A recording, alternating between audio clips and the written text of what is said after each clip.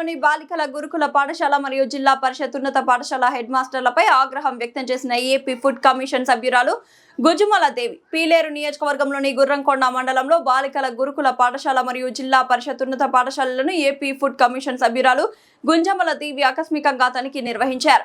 జిల్లా పరిషత్ ఉన్నత పాఠశాల స్టోర్ రూమ్ పరిశీలించగా పురుగులు పడిన బియ్యం నిల్వ ఉంచిన హెడ్ మాస్టర్ పై నోటీసులు జారీ చేయమని అధికారులకు ఆదేశించారు.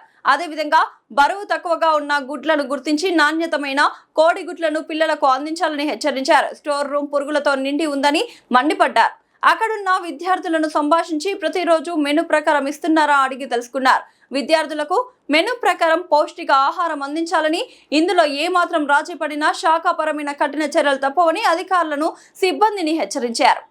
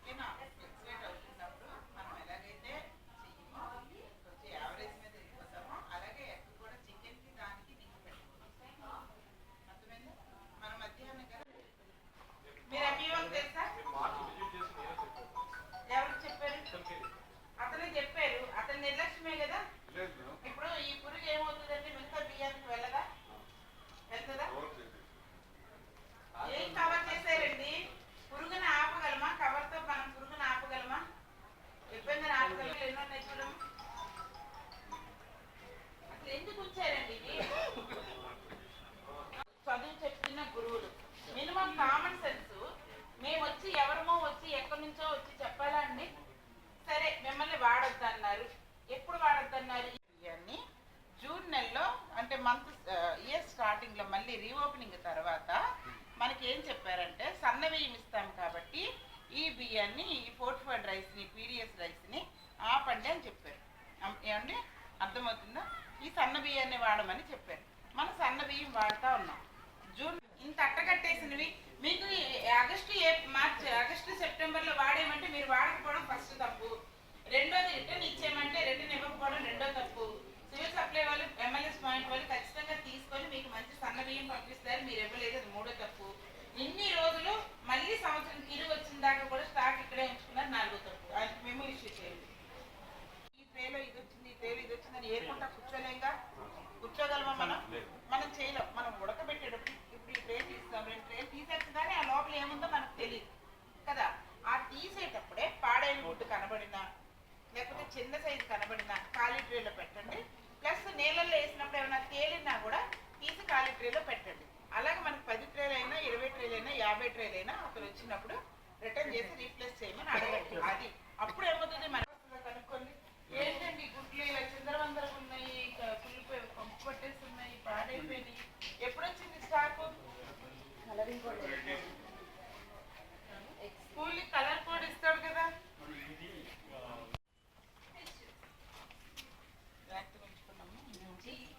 ముక్కలు కోసేవడము లేదా ఒక పప్పాయి వేస్తే ఒక 10 ముక్కలు కోసేవడము అట్లా చేయండి. సరేనా? 3 రోజులకు ఒకసారి అంటున్నారు కాబట్టి మగ్గిపోతే కనుక పెట్టకండి. ఎంత లెక్క ఎలా వేసారు? ఒక్కొక్కరికి ఎన్ని గ్రాములు వేసారు? 2 ఇంచులు వేసారా? కాదమ్మా, 160 మంది పిల్లలు, 160 మంది 30 కేజీలు వేసారు కదా. ఏ ఎకరానికి 37 నాకు ఏ లెక్క ఇస్తారా? లేదు అన్నట్టు ఎవరికైనా ఎలర్జీ ఉన్నా లేకపోతే ఎవరికైనా దురదలు ఉన్నా వాళ్ళు ఏం చేస్తారు? గోంగూర కానీ వంకాయ కానీ వచ్చినప్పుడు మేడం ఇది వద్దు అని చేయి పెడతారు. ఇంత 190 మందిలో 170 మందిలో మహా అయితే ఒక 10 మందికి 20 మందికి 30 మందికి ఉండొచ్చు. మిగతా అందరి పిల్లలకి నష్టం జరుగుతున్నట్టే కదా. ఈసారి పెట్టించడం కాదమ్మా, మీరు సప్లయర్కి చెప్పండి మాకు మెనూలో ఉన్న కూరగా మాకు ఉండాలి. ఒక్క చిక్కుడుకాయకే నేను చెప్తున్నా, మళ్ళీ చెప్తున్నా, పప్పు చిక్కుళ్ళు దొరకకపోతే గోరు చిక్కుళ్ళు కావాలి. గోరు చిక్కుడు కూడా దొరకకపోతే బీన్స్ అన్న తెప్పించాలి. అదొక్కటే నేను మార్చమని చెప్పేది. ఏది అన్ని సీజన్లో మనకి పప్పు ఉన్న చిక్కుడుకాయ దొరకదు కాబట్టి మిగతా కంపల్సరీగా ఉండాలి మన ప్లేట్లో. ఏ కూరగాయ అందులో ఉంది అది ఉండాలి. వారానికి 6 గుడ్లు ఉండాలి, వారానికి 6 రోజులు పాలు ఉండాలి, వారానికి 7 పళ్ళు ఉండాలి. అలాగే మధ్యాహ్నం ఆకుకూర పప్పు, కూరగాయ కూర ఉండాలి. సాయంత్రం రసం కానీ సాంబార్ కానీ కూరగాయ కూర ఉండాలి. ప్రతిరోజు స్నాక్స్ ఇవ్వాలి. ప్రతిరోజు మిల్లెట్ చిక్కీ ఇవ్వాలి. అర్థమైందమ్మా? ఇందులో ఏది డీవియేషన్ అయినా మేము ఊరుకోము, మేము ప్రతిరోజు రాలేము. అర్థమవుతుందా? మీరు వెండర్తో మాట్లాడుకుంటారా, లేకపోతే మీరు మాట్లాడలేదు అంటే అతను మీరు కొమ్మక్క అయిపోయారు, మా పిల్లలకి ఇక్కడ అన్యాయం జరుగుతుందని మేము అనుకోవాలా అనేది. వంట అయితే బాగా చేశారమ్మా, చాలా బాగా చేశారు. పప్పు బాగుంది, రైస్ బాగుంది, చక్క పొడి పొడి ఉండలు గెంజి ఉంచుతారా? సరే కదా, అలాగే వండండి. అన్నం చాలా బాగా చేశారు, పప్పు చాలా బాగుంది. అన్నంగా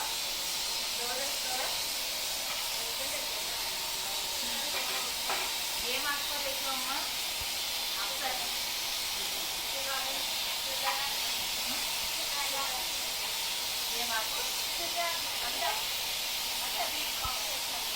అవును, ఆకుకూర తోటకూర, పాలకూర,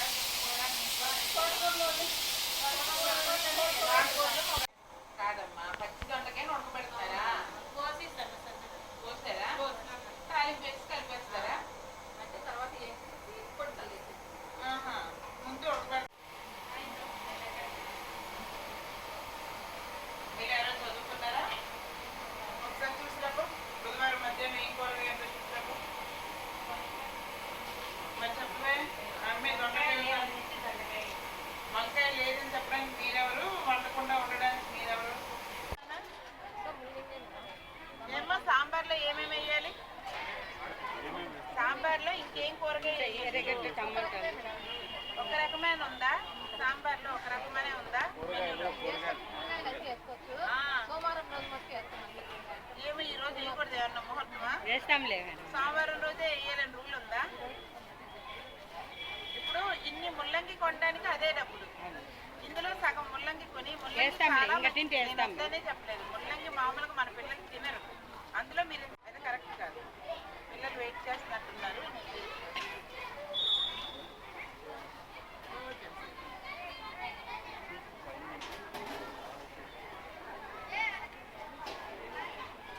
చాలా బాగా చేశారు.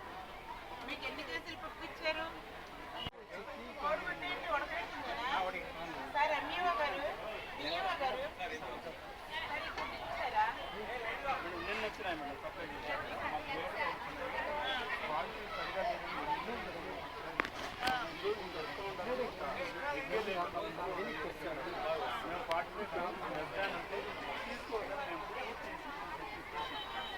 నిన్న ఆల్రెడీ నేను సప్లయర్తో మాట్లాడాను.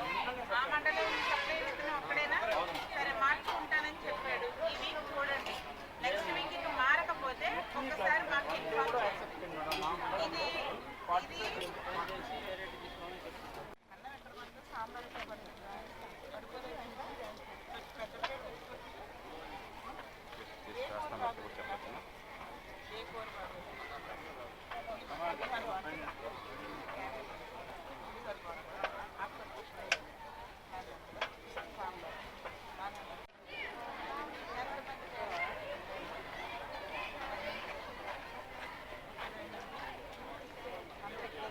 మీల్స్ ఎట్లా ఉన్నాయో ఏమో మీరు చెప్పాలా?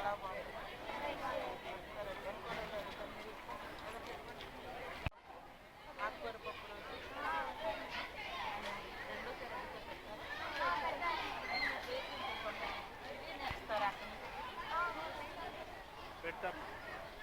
అది పెడితే ఈ ప్లేట్ ఎంత ఉందండి? ఈ ప్లేట్లు ఎంత ఉన్నాయండి? ఇది అన్నాలు తినే ప్లేట్లా? ఏం చూస్తున్నాం చెప్పండి మనం? ఇవి అన్నాలు తినే ప్లేట్లా చెప్పండి. ఈ అన్నం ఎంత పడుతుంది, సాంబార్ ఎక్కడ పడుతుంది, ఏం తింటారు చెప్పండి. మరి మళ్ళీ వస్తారంటే యాక్చువల్గా ఆడపిల్లలకి డైటింగ్ లేకపోతే సిగ్గో రెండోసారి అడిగితే ఏం తింటారని భయము. పల్లెలో పట్టణాలు లేకపోతే స్లమ్ ఏరియా ఇంత ప్లేట్లు తెచ్చుకోకండి, ఓకేనా? వెళ్ళి పెట్టించుకోండి. నా పేరు దేవి గంజమాల, ఆంధ్రప్రదేశ్ రాష్ట్ర ఆహార కమిషన్ సభ్యురాలుగా ఉన్నాను. మరి నిన్న ఈరోజు మన అన్నమయ్య జిల్లాలో పర్యటన చేయడానికి రావడం జరిగింది. మా ఫుడ్ కమిషన్ సభ్యులంగా, చైర్మన్ గారు సభ్యులంగా మేమందరం కూడా రాష్ట్ర వ్యాప్తంగా విస్తృతంగా పర్యటన చేస్తున్నాము. మా యొక్క పర్యటనలో భాగంగా వివిధ అంగన్వాడీ కేంద్రాలు, అలాగే రేషన్ డిపోలు, ఎంఎల్ఎస్ పాయింట్స్, అలాగే హై స్కూల్స్, ప్రైమరీ స్కూల్స్, అలాగే మనకి వివిధ రకాల హాస్టల్స్ ఉన్నాయి, వెల్ఫేర్ హాస్టల్స్, రెసిడెన్షియల్ హాస్టల్స్. ఇట్లా ఇవన్నీ మేము చెక్ చేస్తూ ఉంటాం. అంగన్వాడీ కేంద్రాలు ఇవన్నీ చెక్ చేస్తూ ఉంటాము. ప్రభుత్వం ఏదైతే వెల్ఫేర్ ఇస్తుందో, ప్రభుత్వం ద్వారా అర్హత కలిగిన లబ్ధిదారుడు ఏదైతే తీసుకోవాలో తన హక్కుగా, అది ప్రాపర్గా వాళ్ళకి అందుతుందా లేదా, క్వాంటిటీ క్వాలిటీ ఎక్కడ కూడా మిస్యూజ్ లేకుండా, ఇర్రెగ్యులారిటీస్ లేకుండా వెళ్తుందా లేదా, ప్రతి ఒక్కరూ కూడా దానివల్ల బెనిఫిట్ పొందుతున్నారా లేదా అని ఫీల్డ్ లెవెల్లో చెక్ చేయడం మా ఫుడ్ కమిషన్ బాధ్యత. ఆ బాధ్యతలో భాగంగానే నిన్న నేను అన్నమయ్య జిల్లాలో పర్యటన స్టార్ట్ చేయడం జరిగింది. సివిల్ సప్లై ఆఫీసర్ డిఎస్ఓ గారి ఆధ్వర్యంలో మా ఎడ్యుకేషన్ డిపార్ట్మెంట్, మా 5 లైన్ డిపార్ట్మెంట్స్లో ఒకటి ఎడ్యుకేషన్ డిపార్ట్మెంట్ డిఈఓ గారు వాళ్ళ స్టాఫ్ అందరూ, అలాగే ఐసిడిఎస్ పీడీ గారు వాళ్ళ స్టాఫ్ అందరూ, అట్లనే వివిధ రకాల హాస్టల్కి సంబంధించిన డీడీలు, డీసీఓ మేడమ్స్, జీసీడీఓలు వాళ్ళ యొక్క సిబ్బంది, అట్లనే అంగన్వాడీ కేంద్రాలకు సంబంధించిన పీడీ గారు వాళ్ళ సిబ్బంది, అట్లనే పిహెచ్సిలకు సంబంధించిన డిఎంహెచ్ఓ గారు వాళ్ళ సిబ్బంది, అలాగా అన్ని డిపార్ట్మెంట్, మా 5 లైన్ డిపార్ట్మెంట్, మా లీగల్ మెట్రాలజీ వాళ్ళు, మా ఫుడ్ సేఫ్టీ ఆఫీసర్లు అందరితో కలిసి మేము విస్తృతంగా పర్యటన చేయడం జరిగింది. నిన్న 3 మండలాలు చూసాం మేము. పీలేరు మండలం, కలికిరి మండలం, వాల్మీకిపురం మండలం చూసాము. అట్లనే ఈరోజు కూడా మార్నింగ్ నుంచి అదే కురుమల్లకోట మండలం, ఇప్పుడు ఈ మండలం గుర్రంకొండ మండలం రావడం జరిగింది. ఇప్పుడైతే మాత్రం ఇక్కడ హై స్కూల్లో ఉన్నాం, జడ్పీ హై స్కూల్లో ఉన్నాం. భోజనం అయితే చాలా బాగా చేశారు. లేదండి, మేము వేరే రూట్లో వెళ్తా ఉన్నాము. అక్కడ హాస్టల్ ఉందని హాస్టల్ కోసం అని వచ్చాము మేము. ఇక్కడ నాకు బోర్డు కనబడింది జడ్పీ హై స్కూల్ అని, కాబట్టి నేను వెంటనే ఇక్కడ వేరే వాళ్ళ రూట్ మ్యాప్ వేరే పెట్టి ఇక్కడ హై స్కూల్ ఉంది ఒకసారి చూసి వెళ్దామని సడన్గా నేను ఇక్కడికి రావడం జరిగింది. వాళ్ళకి అసలు ఈ రూట్ వస్తానని కానీ, ఈ స్కూల్కి వస్తానని కానీ తెలియదు. వంట అయితే చాలా బాగుంది. పిల్లల్ని అడిగారు, పిల్లలు కూడా రోజు బాగా పెడతారని చెప్పారు.